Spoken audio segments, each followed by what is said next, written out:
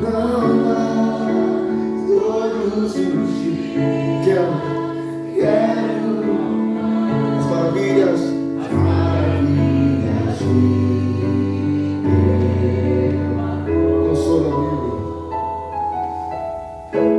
Consolo,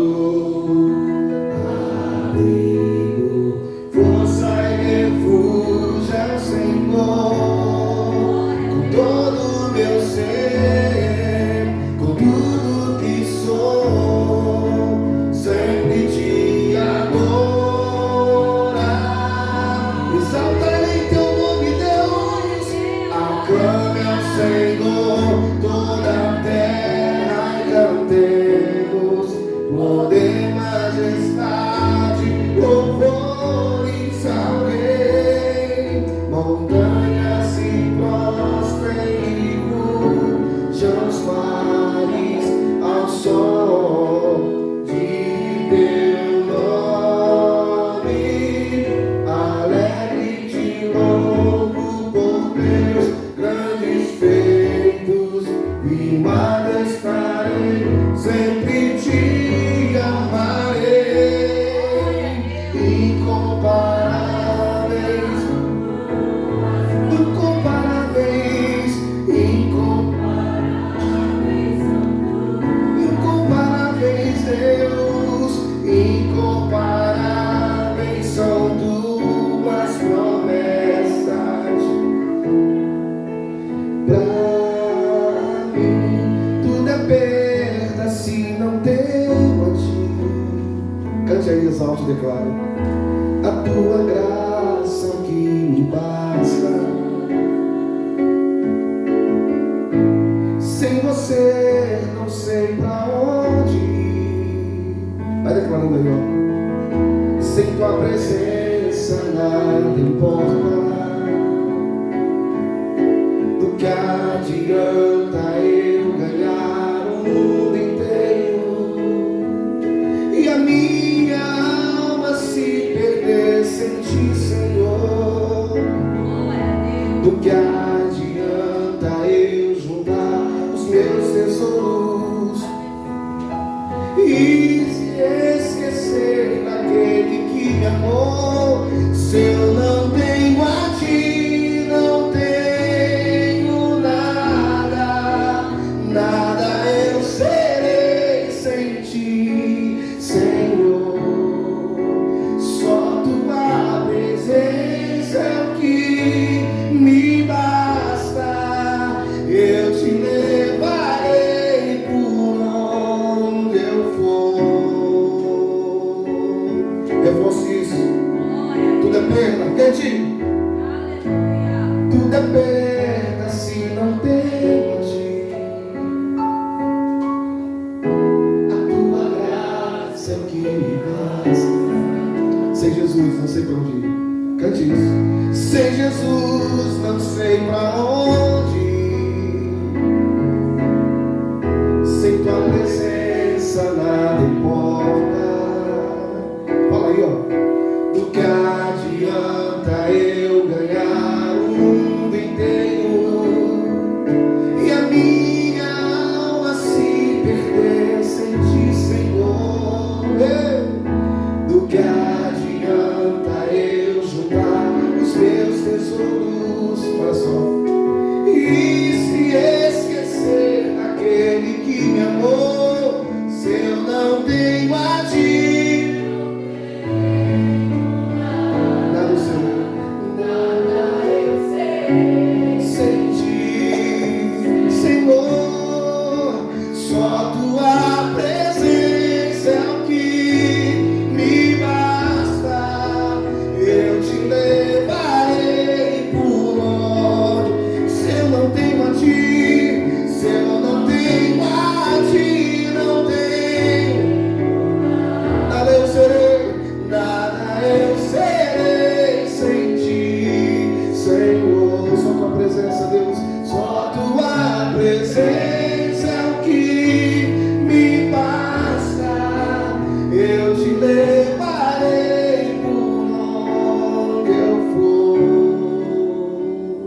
seja uma verdade, querido, em toda vez que nós formos acordar, toda vez que nós estivermos em família, toda vez que nós estivermos no trabalho, toda vez que nós estivermos a sós, dizendo: Deus, se eu não tenho a Ti, não tenho nada. E às vezes até se emociona, chora, mas que seja uma emoção vinda da alma, de quebrantamento. Como a palavra de Deus fala, um coração contrito e quebrantado não desprezará o Senhor. Vamos repetir mais uma vez esse refrão: se eu não tenho a Ti, nada eu sei sem Ti, Senhor. Só Tua presença. Só Tua presença me basta. Eu Te levarei. Se eu não tenho a Ti, se eu não tenho a Ti, não tenho nada, nada eu serei. Só Tua presença, Deus. Só Tua presença que me basta. Eu Te levarei com toda a Tua alma, todo o Teu ser. Se eu não tenho a Ti, não tenho nada eu serei, Deus. Nada eu sei sem Ti, Senhor. É a Tua presença, Deus. Só Tua presença que me basta. Eu Te levarei por onde eu for. Deus, obrigado, Espírito Santo. Obrigado, Deus, porque temos liberdade ainda no nosso país, ó Deus, de render glória, louvores ao Teu nome, Deus, em praça pública. Ó Deus, nas repartições, Deus amado, ó Deus, empresariais. Obrigado, Pai, porque em todo momento, Pai, se nós não tivermos a Ti, Deus, nós não temos nada. Quantas pessoas, ó Deus amado, nesse momento, Deus, estão agonizantes, estão doentes, estão, Deus amado, apáticas, ó Pai. O Senhor nos dá vida, o Senhor nos dá, Deus amado, a restauração total da nossa alma, Pai, em saber e cantar e dizer: Deus, se eu não tenho a Ti, eu não tenho nada, Pai. Pai, no nome de Jesus, que seja uma verdade intrínseca, Pai amado, em cada um de nós, ó Deus. Que seja uma verdade, Deus, absoluta, Pai, na alma, na vida de cada colaborador, de cada família, de cada esposa, de cada filho. Pai, no nome de Jesus, ó Pai, que o Senhor continue conosco, Pai. Continua a falar, continua a revelar os Teus propósitos sobre esse lugar, em nome de Jesus. Você pode dizer amém? Amém. Vira para o teu irmão e fala assim: bom dia, meu irmão. Bom dia, meu irmão. O pastor está com a palavra no nome de Jesus. Bom dia, Vicente. Bom dia.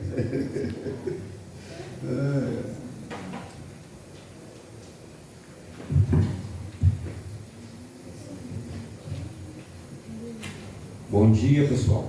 Bom dia. Glória a Deus. Neste momento nós estaremos lendo em Atos 17. Paulo chega em Atenas.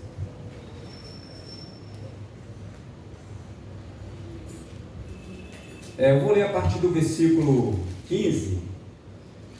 Creio que tem uns 15, 16 versículos aqui para a gente ler. E esta passagem é muito interessante, irmãos. Não tem só uma mensagem. Tem aqui pelo menos umas 6 mensagens. E a gente tem que se virar aqui nem é nos 30, nos 15, né? A cada mensagem a gente ficar com 2 minutos e pouco em cada mensagem. Mas é interessantíssima essa passagem aqui, que nós vamos ler agora. E se vocês prestarem atenção, nós não precisaremos nem pregar. Paulo em Atenas, o seu discurso no Areópago. E os que acompanhavam Paulo o levaram até Atenas e, recebendo ordem para que Silas e Timóteo fossem ter com ele, o mais depressa possível partiu. E, enquanto Paulo esperava em Atenas, o seu espírito se comovia em si mesmo, vendo a cidade tão entregue à idolatria, de sorte que disputavam na sinagoga com judeus e religiosos, e todos os dias na praça com os que se apresentavam. E alguns dos filósofos epicureus e estoicos contendiam com ele. Uns diziam: o que quer dizer este paroleiro? E outros: parece que é pregador de deuses estranhos, porque lhes anunciava Jesus e a ressurreição. E, tomando, levaram ao Areópago, dizendo: poderemos nós saber que nova doutrina é essa de que nos falas? Pois coisas estranhas nos traz aos ouvidos. Queremos, pois, saber que vem a ser isso. Pois todos os atenienses, estrangeiros, residentes, de nenhuma outra coisa se ocupava senão a dizer e ouvir alguma novidade. E estando Paulo no meio do Areópago, disse: varões atenienses, em tudo vos vejo tanto supersticiosos, porque passando eu e vendo os vossos santuários, achei também um altar em que estava escrito: ao Deus desconhecido. Este, pois, que vós honrais, não conhecendo, é o que eu vos anuncio. O Deus que fez o mundo e tudo que nele há, sendo o Senhor do céu e da terra, não habita em templos feitos por mãos de homens, nem tampouco é servido por mãos de homens, como se necessitasse de alguma coisa, pois ele mesmo é quem dá a vida a todos, a respiração e todas as coisas. E de um só fez toda a geração dos homens, para habitar sobre toda a face da terra, determinando o tempo, pois que já dantes ordenados os limites da sua habitação, para que buscasse ao Senhor, se porventura tateando, ou pudesse achar, ainda que não está longe de cada um de nós. Porque nele vivemos e nos movemos e existimos, como também alguns dos vossos poetas disseram, pois somos também a sua geração. Sendo nós, pois, geração de Deus, não havemos de cuidar que a divindade seja semelhante ao ouro, ou à prata, ou à pedra esculpida por artífice e a imaginação dos homens, mas Deus, não tendo em conta os tempos da ignorância, anuncia agora a todos os homens em todos os lugares que se arrependam, porque tem determinado um dia em que há de julgar, que há com justiça julgar o mundo, por meio do varão que o destinou, e disso deu certeza a todos, ressuscitando dos mortos. E como ouviram falar da ressurreição dos mortos, uns escarneciam e outros diziam: acerca disso te ouviremos outra vez. Assim, Paulo saiu do meio deles, todavia, chegando alguns varões a ele, creram, entre os quais estava Dionísio, ou Areopagita, e uma mulher por nome de Damaris, e com eles outros. Obrigado, Senhor, pela Tua palavra. Obrigado por este momento. Senhor, em nome de Jesus, o que te pedimos nesta hora, que haja corações quebrantados neste momento para ouvir e entender a Tua palavra. Senhor, em nome do Senhor Jesus, o Senhor sabe que nós somos totalmente dependentes de Ti. Nada temos para oferecer se não vier do Teu Espírito Santo. E desde já nós te agradecemos no maior nome que existe, que é o nome de Jesus. Obrigado. Meus irmãos, eu acredito aqui que todos já ouviram falar do apóstolo Paulo. Jesus teve 14 apóstolos. O negócio é esse, não era 12? Não, 14. Judas se enforcou e foi eleito um outro apóstolo no lugar de Judas, chamado Matias. E por último de tudo, o próprio Jesus chamou o apóstolo Paulo para ser apóstolo dos gentios. Ou seja, enquanto os demais apóstolos pregavam em Israel, dentro dos termos de Israel, o apóstolo Paulo foi escolhido especificamente para anunciar o evangelho aos gentios. Ou seja, saía para fora da nação de Israel, ia para a Grécia, para a Turquia, para Roma e outros países, creio eu, que já existiam, que já era habitado naqueles dias. Então, o apóstolo Paulo, ele não fazia porque só tinha a capacidade cultural do que ele havia aprendido no que tange ao nível que ele chegou de conhecimento, mas principalmente porque ele recebeu de Deus a unção e o Espírito Santo para evangelizar. Quando diz aqui, abordando o primeiro tema, Paulo chega em Atenas, porque não tinha um lugar que Paulo chegasse que não houvesse uma grande revolução, que não houvesse um grande alvoroço, que não houvesse conversões, curas e libertação, e também encontrava muitos inimigos.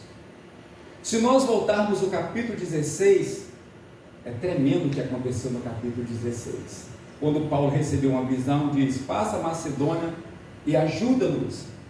E quando ele atende esta visão, ele chega então, passa a Macedônia, ele chega na cidade de Filipos, evangeliza a cidade de Filipos. Ali ele ganha uma mulher chamada Lídia, que se tornou uma bênção nas mãos do Senhor. Também expulsou o demônio de uma mulher que era escravizada pelos seus senhores e também pelo maligno, a pitonisa. E também salva o carcereiro, porque por causa disso Paulo levou muitas açoites e ele foi parar na prisão. Estou comentando o capítulo 16. E ali o carcereiro tenta se matar e Paulo diz: não faças tal. E ele diz: que devo fazer? Creio que o Senhor Jesus Cristo será salvo, tu e a tua casa. E ali o carcereiro é salvo com toda a sua família, foram batizados naquela noite mesmo. Mas quando chega aqui no capítulo 17, Paulo chega a Tessalônica, depois de Tessalônica ele vai para Bereia, depois de Bereia ele chega então, todas essas cidades, como ele deixou um grande, vamos assim dizer, um grande resultado da palavra, mas também encontrou muitos inimigos. Ele foi expulso de Tessalônica, chega na Bereia, expulso de Bereia, e ele sai fugido e chega em Atenas. Mas a missão de Paulo era pregar, pregar, pregar. Aonde ele estava, ele tinha que anunciar a vida eterna através de Jesus Cristo e a ressurreição de Jesus. Ele não só ia nas sinagogas, quando aquela cidade tinha sinagoga, que era uma espécie de igreja judaica, mas também pregava nas praças todos os dias. A missão dele era pregar. E na sua pregação, aqueles que verdadeiramente tinham seus corações inclinados para a presença de Deus, aqueles que verdadeiramente queriam conhecer a verdade, se convertiam e começavam a testemunhar, de tal maneira que criava ali não só uma grande repercussão, mas chamava a atenção de todos e também das autoridades. Como nós chegamos aqui no capítulo 17, como eu disse para vocês, quando Paulo começa a pregar, eu quero ler mais um pouco para nós entendermos as mensagens, tem poucos minutos. E os que acompanhavam Paulo o levaram até Atenas, e recebendo ordem para Silas e Timóteo que fossem ter com ele o mais depressa possível. E quando Paulo os esperava em Atenas, o seu espírito se comovia em si mesmo, vendo a cidade tão entregue à idolatria. Então Paulo anda por aquela cidade de Atenas. Se você chegar hoje na Índia, por exemplo, tem milhares, para não dizer milhões de deuses. Tem Deus para tudo: Deus vaca, Deus besouro, Deus rato. E assim são a imaginação dos homens fora da presença de Deus. Isso se chama trevas espirituais, cegueira espiritual. E é assim que estava a capital, vamos assim dizer, da Atenas, né? A capital da Grécia, naqueles dias, tão tomado pela idolatria. E Paulo falou: Deus, como esse povo está tão entregue, como esse povo está tão cego, como este povo está tão enganados, como este povo está tão perdido. E ele que estava lhe trazendo a luz em Jesus Cristo estava incomodado com aquela situação, de sorte que disputava na sinagoga com os judeus e religiosos, e todos os dias na praça com os que se apresentavam. E alguns dos filósofos epicureus, etíopos e estoicos contendiam com ele. Uns diziam: o que quer dizer este paroleiro? E outros: parece que é pregador de deuses estranhos, porque lhes anunciavam Jesus e a ressurreição. Então Paulo eles não estavam disputando com alguém qualquer. Esses epicureus aqui, os estoicos, eram estavam ali representando de duas escolas dos filósofos, do mais elevado nível que vocês possam entender, possam compreender. Então ele estava disputando com as pessoas do alto escalão, porque eles queriam de alguma forma combater contra a verdade, mas contra a verdade ninguém pode combater, porque a verdade está em Jesus Cristo. E o que Paulo pregava era Jesus. Então, como eles não podiam disputar com Paulo por causa da sabedoria e autoridade que estava sobre ele, ou seja, os inimigos do Evangelho estavam tentando disputar com Paulo, praticamente levou Paulo à força ao Areópago. E ali estavam pessoas mais preparadas ainda, os juízes. Na tradução, na linguagem de hoje, diz que era uma câmara municipal, mas era além de uma câmara municipal. Era onde estavam as pessoas mais capacitadas daquela cidade, em tudo para responder todos os questionamentos. E a palavra diz, amados irmãos, que quando Paulo chega ali, ele chega com uma estratégia, com uma sabedoria de Deus. Como que Paulo vai dizer de uma novidade que ele estava pregando? Porque na tradição daquele povo, eles haviam aprendido com seus pais, com seus avós, com seus tataravós, e eles seguiam uma tradição religiosa daqueles falsos deuses de que deuses não são. E Paulo agora não poderia chegar ali atacando os seus deuses, porque certamente ele seria expulso, ou talvez até preso, certamente. Então o que diz Paulo aqui? E tomando-o levar o Areópago, dizendo: poderemos nós saber que nova doutrina é essa que nos fala? Pois coisas estranhas nos traz ouvidos, queremos, pois, saber que vem a ser isso. Pois todos os atenienses e estrangeiros residentes, de nenhuma outra coisa se ocupava senão de dizer e ouvir alguma outra novidade. Ou seja, a cidade estava tão alvoroçada pela presença, vamos assim dizer, pela presença de Paulo e do Espírito Santo, que todos deixaram todos os comentários e começaram a comentar sobre religião. O que está acontecendo? É a nossa tradição que nós recebemos há séculos, e agora esse homem traz, ele fala de uma forma diferente, ele fala com autoridade, e nós percebemos que tem algo diferente. Então estava chamando muita atenção o que Paulo pregava em Atenas. E Paulo, então, quando ele ouve isso dos magistrados, vamos assim por dizer, ele começa então a explicar. E estando Paulo no meio do Areópago, disse: varões atenienses, em tudo vos vejo que tanto supersticiosos, porque passando eu e vendo os vossos santuários, achei também um altar que está escrito: ao Deus desconhecido. Aqui Paulo começa estrategicamente, com a sabedoria de Deus, a anunciar o Evangelho para eles. Ao Deus desconhecido. E aqui está na nossa palavra, ao Deus desconhecido, com todas as letras maiúsculas, porque está falando do Deus Altíssimo, que nos criou, que nos salvou e nos provê todas as coisas. Ao Deus desconhecido, este pois, que vós honrais, não o conhecendo, é o que eu vos anuncio. Então Paulo dizia, não tirou o mérito deles: vocês servem tantos deuses, mas existe um que vocês honram, e vocês fazem muito bem a esse Deus. E como vocês colocaram lá o altar ao Deus desconhecido que vocês ainda não conheciam, é exatamente esse que eu trago para vocês. O Deus que vocês honram sem conhecer, ele diz, é o Deus que fez o mundo e tudo que nele há, sendo o Senhor do céu e da terra, não habita em templos feitos por mãos de homens, nem tampouco é servido por mãos de homens, como se necessitando de alguma coisa, pois ele mesmo é quem dá a vida a todos, a respiração e todas as coisas. Então Paulo começa a apresentar para eles ali, clarear diante deles a verdade, a luz que eles necessitavam, porque até então eles só prestavam culto àquilo que não serve para nada. E ele continua: e de um só fez toda a geração dos homens para habitar sobre toda a face da terra, determinando o tempo já dantes ordenado e os limites da sua habitação, para que buscassem o Senhor, se porventura tateando pudessem achar, ainda que não está longe de cada um de nós. Então eu estava dizendo, esse Deus que vocês honram e conhecer, é o Deus soberano, é o Deus que não necessita de ajuda humana, é o Deus que fez os céus e a terra, criou todas as coisas, e é esse Deus que vocês realmente necessitam conhecer, e vocês só conhecerão esse Deus se vocês permitirem, se vocês abrirem a porta dos vossos corações e deixar a luz do céu entrar. Estou dizendo nas minhas palavras.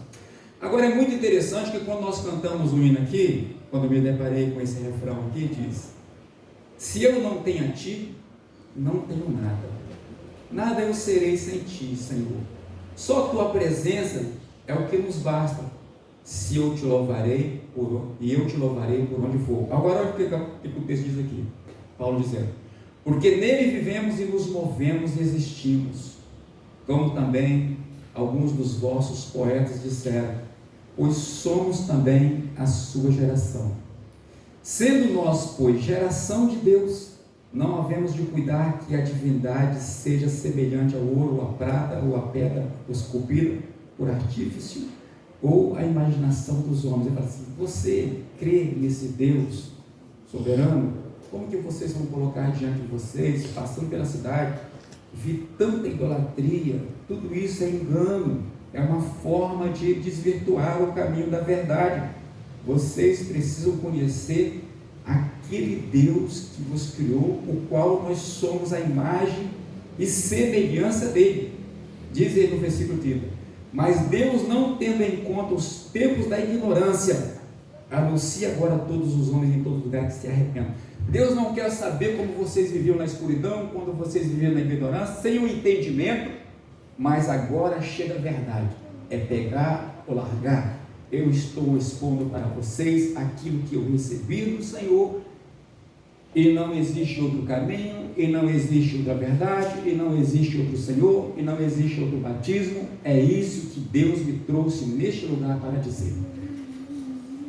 Verdade é que os orgulhosos judeus e religiosos sempre rejeitaram a Paulo, como nos dias de hoje, muitos ainda continuam tapando os ouvidos para o Evangelho, não creem no Evangelho, mas não existe outro recurso, porque o próprio apóstolo Paulo diz: não me envergonho do Evangelho de Cristo, pois é o poder de Deus para a salvação de todo aquele que crê, tanto do judeu como do grego, como todos aqueles que abriram entendimento e coração. A luz do Evangelho chega à sua vida, ou seja, o Espírito Santo ilumina a sua mente, tira a ignorância, tira as trevas espirituais, entra com a verdade, porque o Senhor é a verdade. Ele diz: eu sou o caminho, a verdade e a vida, e ninguém vem ao Pai para não ser por mim. Terminando o capítulo, a última mensagem, o apóstolo Paulo dizendo, versículo 31: porquanto tem determinado um dia em que com justiça há de julgar o mundo, por meio do varão que o destinou. Deus lhe mostrou a verdade, mostrou o caminho, abriu a porta para vocês. Um dia ele vai julgar, por meio do varão que apresentou, Jesus Cristo o justo. E disso deu certeza a todos, ressuscitando dos mortos. E como ouviram falar da ressurreição, eles não criam uma ressurreição, achavam que os homens eram igual aos animais, morreu, acabou. E como ouviram falar da ressurreição e dos mortos, uns escarneciam e outros diziam: acerca disso te ouviremos outra vez. Assim Paulo saiu do meio deles, todavia chegando alguns varões a ele, creram, entre os quais estavam Dionísio, ou Areopagita. Dionísio era um homem notável, vamos assim dizer, o presidente deles, mas tinha o nome de Dionísio também, que era o nome de um deus. Tal era a idolatria que era tomada naquela cidade, mas ele se rendeu ao Evangelho. Agora imagina a vida desse homem em Atenas agora, um homem cheio de sabedoria, cheio de conhecimento, que era fundado na tradição dos seus pais, naquela tradição religiosa, e recebe a luz do Evangelho, certamente se tornou uma bênção naquele lugar. Tem uma mulher por nome Damares, e com eles outros. Ali houve frutos, muitos creram, muitos se converteram, e o Evangelho não para. E se nós estamos aqui hoje, é porque um dia o Senhor diz: ide por todo mundo, prega o Evangelho a toda criatura. Quem crer e for batizado será salvo. Quem não crer será condenado. Quero dizer para vocês, Deus não está lá no céu apontando, ei, você vai estar perdido, Ele está chamando todos para a sua presença. Vinde a mim, todos que estáis cansados e sobrecarregados, que eu vos aliviarei. Aprendei de mim, que sou manso e humilde de coração, e encontrarei descanso para as vossas almas.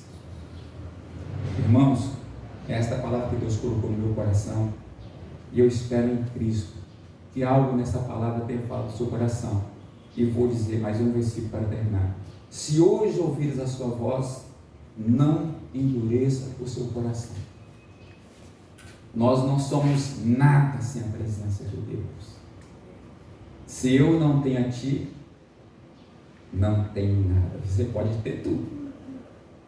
Você pode ter glamour, pode ter tudo. Mas se você não tem a presença de Deus, que é a principal riqueza, que é a principal glória, você não tem nada. Amém? Então nós precisamos disso. Agora não precisamos mais do que a água, precisamos mais do que o fôlego que respiramos neste momento. Amém? Que Deus nos abençoe em Cristo Jesus.